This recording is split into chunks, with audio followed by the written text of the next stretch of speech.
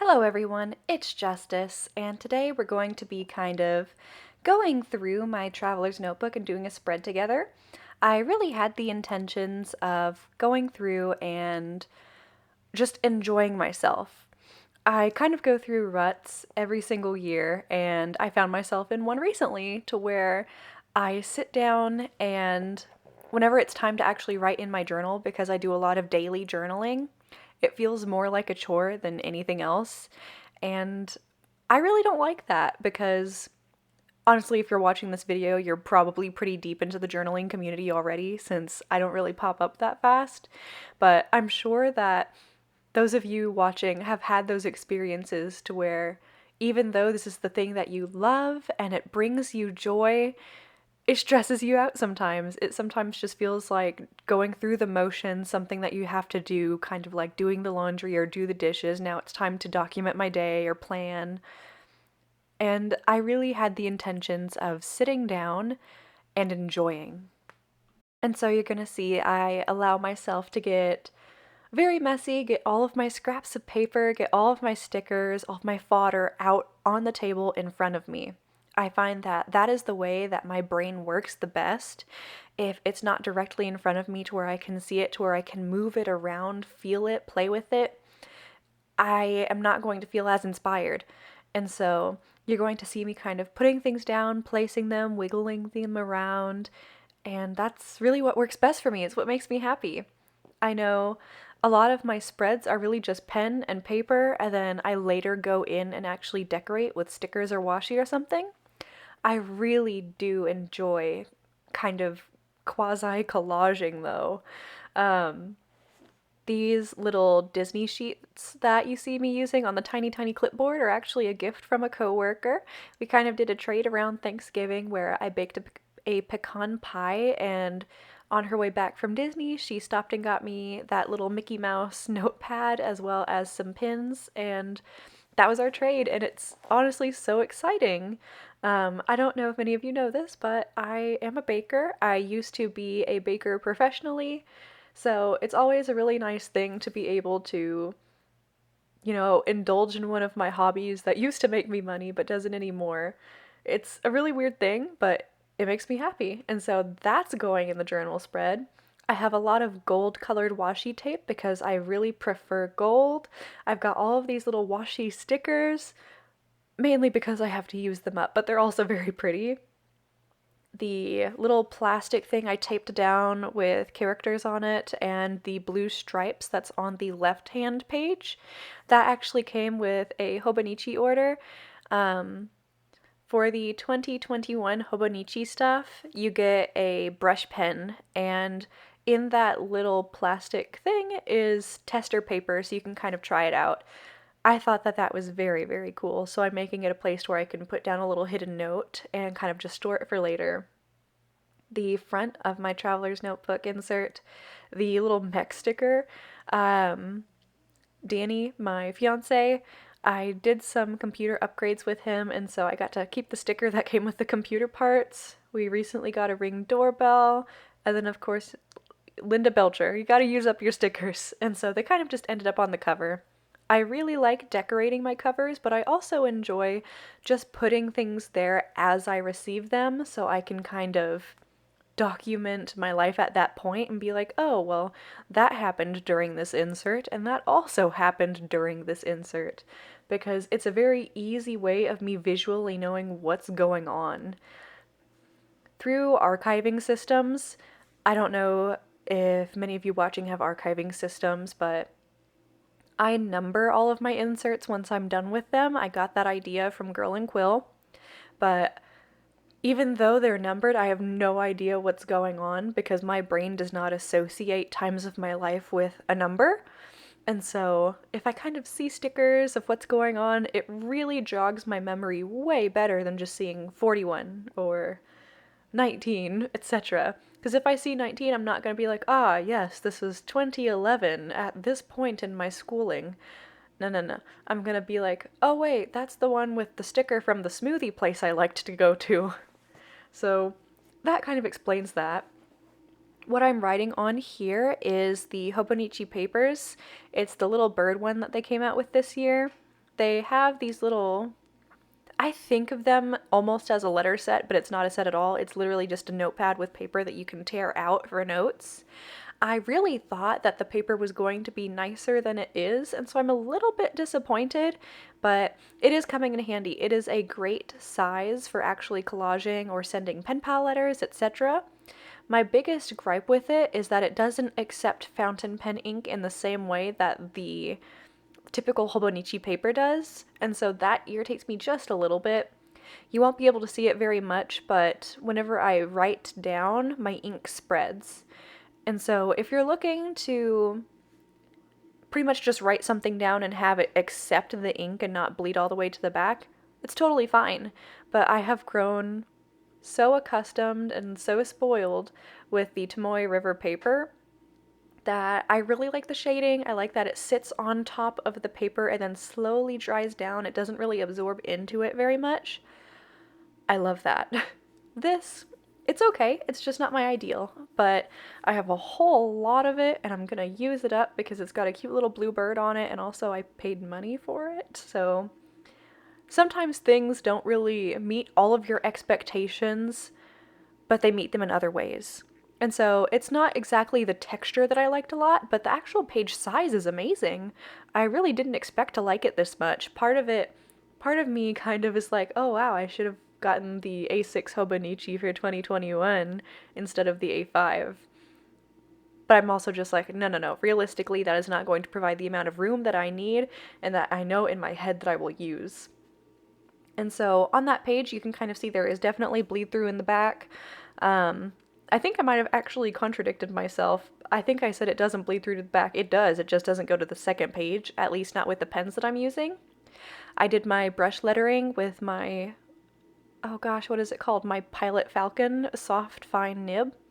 And then the actual regular writing was using my Pilot Custom 823 fine. So you'll have a little bit more bleed through with the brush pen, of course, because it's not a brush pen, but I use it for flex writing, but you're going to have a lot more bleed through with that because it dumps ink down compared to just a regular Japanese fine nib. I'm kind of writing things down more here.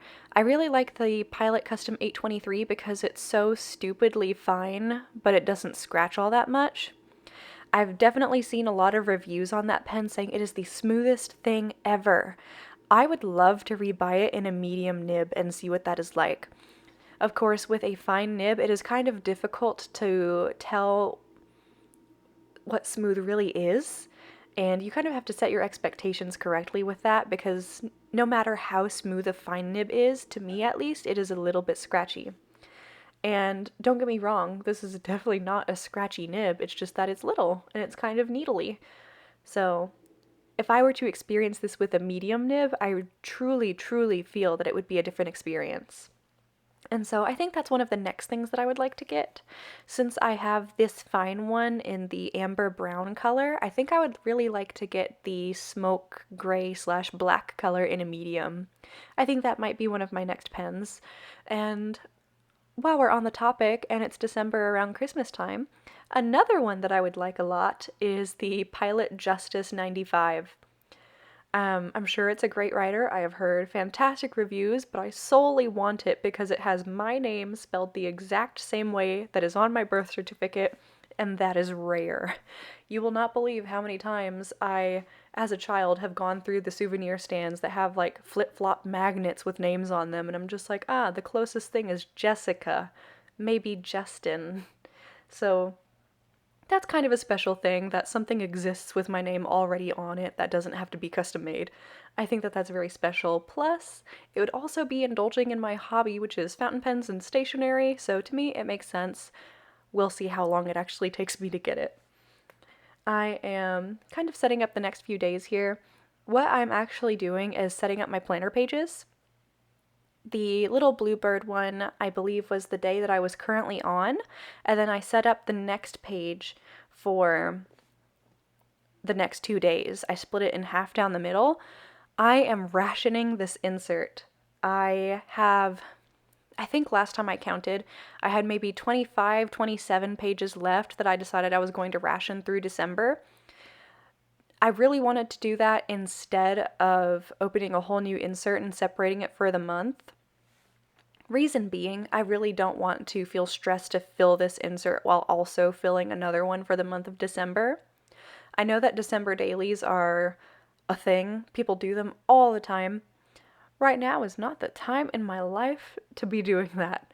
I'm kind of enjoying some other hobbies, like going on walks, playing video games. I don't want to feel stressed journaling just to feel extra stressed about journaling, you know? I want to enjoy myself, and I do find that whenever I'm given confines, I kind of have to be creative. And of course, there's gives and takes with everything. I'm sure if I were given confines for an entire year, I would hate it. But since it's just 1 month, I kind of have to find creative ways of going around things. So, lots of tip ins, lots of going around and sharing pages, and that's really what's working for me. I'm enjoying it. So, you're kind of seeing me set up the next 2 pages. In this section, you're going to kind of see me poking in and out every so often because I am blind and I need to get a little bit closer to the camera to see anything. My prescription is not the best because I have super bad astigmatism, so my eyes are very flat and squished, and so I kind of get double vision a lot. But you'll see that my hair is kind of fun. I did pink, purple, and blue this time. Usually I'm just purple, but I kind of wanted to live my mermaid hair fantasy, and I curled it up a little bit, and I'm having a really good time. You're gonna see some scalp and root, but that's normal. In the section where your bangs separate from your normal hair, there's going to be a hair part, so I'm good there. You're also going to see that my iPad is in frame now. I am really, really, really enjoying watching a lot of YouTube videos recently, and I am particularly enjoying these makeup ghost story things. I'm typing and looking up the person's name right now because I've been binging him nonstop for the past few days and can't remember his name. Robert Welsh. If you are looking for makeup and ghost stories, Robert Welsh is a wonder. He has a silly laugh, a great accent, a very good tone of voice, and he's also an MUA. That was his primary source of income for a long time before YouTube. So he has so many tips and tricks that are so useful. I love makeup and the beauty community on YouTube. I actually started watching YouTube because of artists from DeviantArt as well as the beauty community. So like Bub's Beauty, Michelle 1218, Michelle Fawn, of course, and then like Makeup by Tiffany D, X Sparkage, All That Glitters 21. I lived by them. And so, kind of seeing how the beauty community has evolved over the years has definitely been interesting to me. I'm not going to dwell too much on that because I don't see a whole lot of overlap between those that like journaling and craft supplies and then the beauty community. There's definitely overlap in some places. I'm a great example of one, but I do understand that a lot of you are probably not going to enjoy me rambling on and on and on about like 2008 beauty gurus. So I won't. But if you like a good ghost story, Robert Welsh, he has a very relaxing voice. His brother guest stars on it, who also has a very relaxing voice, and I found myself like falling asleep listening to people tell their horrible, horrible stories. There's some good ones too, but you know how it goes. You listen to ghost stories for the shock value, not the, oh wow, no, that's so sweet. Now, in this portion, I am kind of writing down some tasks that need to get done. My handwriting here, I tried to keep my head out of the frame, and so I had to be very far away from my paper, and my handwriting is absolute garbage compared to my normal writing. I am so I kind of want to cover it up with a sticky note, but I'm not going to because that's not how I'm about to live this life. What I will do though is go through my Traveler's Times little magazine-y pamphlet type thing that comes along with Traveler's Company orders and cut out one of the pictures. I have been saving it for a special occasion to start cutting up and crafting with. I feel like it's such a special thing that I don't want to get rid of it though. But today was the day. I'm going to start cutting it up and using it because you need to use your supplies rather than hoard them. Thank you at Girl and Quill. So just keep in mind, you gotta use your stuff. I got a big hoard of things for my birthday because I wanted some new washi and I wanted some new stickers. And I didn't really ask for anything else. And so my mother also got me washi and stickers. And then my godmother also got me washi and stickers. And so I have a big bin of them now. Um, I have like a zip case of stickers now, and then I have a jar that I usually put my washi tapes in. I was down to like 5 washi tapes, and so I got the Amber Rach Lee ones. And then my mother and godmother each got me a pack of washi tape each. And so we're set for a good while. I am folding up my little secret note. You'll see I originally wanted it to kind of lay over the pages and give some dimension, but the tape does not stick to that material. It's not vellum, it's kind of like wax paper. It will not stick. And so I've decided to fold it up instead. And I also have my little business card from Traveler's Company that I want to put somewhere in my book because it's so special to me. Again, this goes back to something I've said in my previous videos where I understand that branding is wrong, but I really acknowledge that I'm a sucker, particularly for like Pilot, Hobonichi, and Traveler's Company. I am a sucker for them. You're going to get a little bit of a sneaky peeky of what I've done over these last few months in this insert. So definitely enjoy that and look forward to seeing the flip through at the end of the month because I will 100% be done in December. I think it's gone through like October, November, and December. Anyways, thank you so much for watching. If you like this, please be sure to like and subscribe. Leave me a comment and kind of let me know what your archival system is. And I hope that you all have some happy holidays. Bye bye.